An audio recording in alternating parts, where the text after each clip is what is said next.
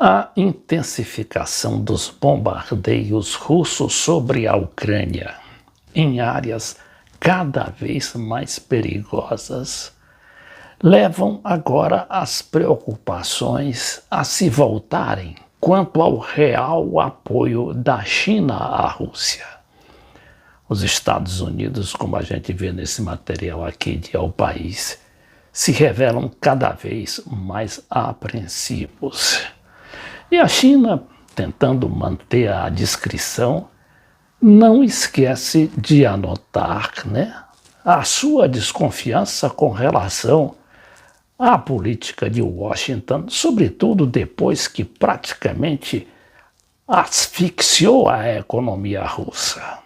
O mesmo não acontecerá com a economia chinesa, apesar da economia chinesa ser 10 ou 15 vezes maior.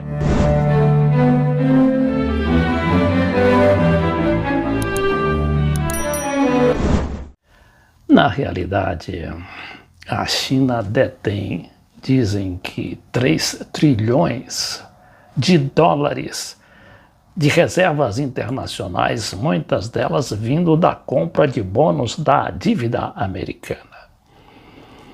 E as exportações da China para os Estados Unidos são da ordem de 452 bilhões de dólares. Quase o mesmo ocorrendo em relação à Europa, pois a China exporta 420 bilhões de dólares. Ora, isso tudo pode sair pelo ralo se os Estados Unidos decidirem fazer com a China o que fizeram com a Rússia. A gente sabe que a Rússia tinha 630 bilhões de dólares em reservas e foi ali abocanhado pelos Estados Unidos nada menos que a metade desses 630 milhões, inclusive as reservas em ouro e não só em dólar. Daí a importância dessa reunião, desse alto funcionário da Casa Branca, o Jake Sullivan, aqui numa foto antiga do último dia 11 de fevereiro, que esteve hoje com o chefe da diplomacia de Pequim, o conselheiro de Estado Yang Jiechi, em Roma.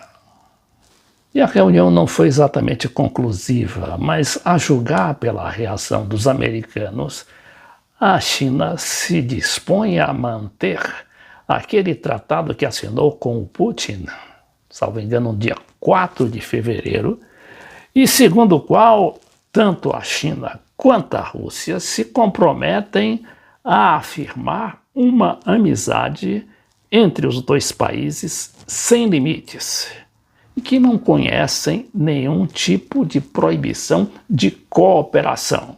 Aí englobando tudo, claro, militar, econômica, social, etc. Mas vamos ver aqui essa notícia do jornal El País, que diz que Estados Unidos teme que China preste ajuda militar ao Kremlin. Estados Unidos avisou seus aliados que Pequim está aberto a prestar ajuda militar a Moscou depois que o conselheiro de Seguridade e Segurança Nacional da Casa Branca, Jake Sullivan, se reuniu com esta segunda-feira em Roma com o mais alto representante da diplomacia chinesa, o conselheiro de Estado Yang Jiechi. Os trâmites diplomáticos com essa mensagem que o Departamento de Estado enviou a partir de Washington a governos da Europa e Ásia, citados por meios de comunicação estadunidenses e confirmados por fontes diplomáticas, não especificam se essa ajuda já tinha começado ou quando está previsto que comece. Tanto Pequim como Moscou negaram taxativamente essas informações. Enquanto circulavam essas preocupações, a mídia anunciava que bloco entre Rússia e China desenvolverá sistema monetário e financeiro internacional independente. União Econômica Eurasiática, Bielorrússia, Cazaquistão e Rússia, e a China desenvolverão um projeto comum diante do cerco econômico mundial e das ameaças de recessão global. E voltando àquela reunião em Roma, noticiada por El País, o jornal espanhol diz que ela terminou depois das 7 da noite, hora local de Roma. Um breve comunicado da Casa Branca se limitou a informar depois da reunião e a simplesmente destacar a importância de manter abertas linhas de comunicação entre os Estados Unidos e a China. Um funcionário do Pentágono explicou logo depois,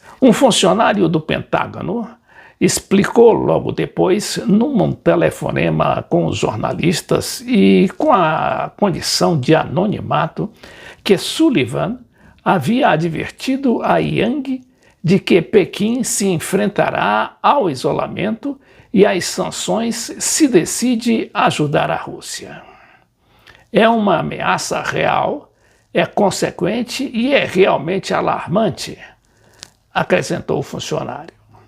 A emissora estatal chinesa CCTV informou, por seu lado, sobre a reunião em Roma, sem dar mais detalhes, até o ponto de não especificar sequer se a reunião havia sido concluída. Quer dizer, muito cuidado, né? O encontro ocorreu entre os temores da OTAN a que os ataques russos, cada vez mais perigosamente próximo da fronteira com a Polônia, possam provocar um incidente em território aliado. E depois que, segundo fontes estadunidenses, Moscou tenha pedido à China o envio de equipamentos militares, uma informação que Pequim negou durante o fim de semana, taxando-a de desinformação. Em sua conferência de imprensa diária, Ned Price, porta-voz do Departamento de Estado, disse: "Temos sido muito claros, tanto de maneira privada como pública, com Pequim, que haverá consequências se der esse apoio", afirmou Price.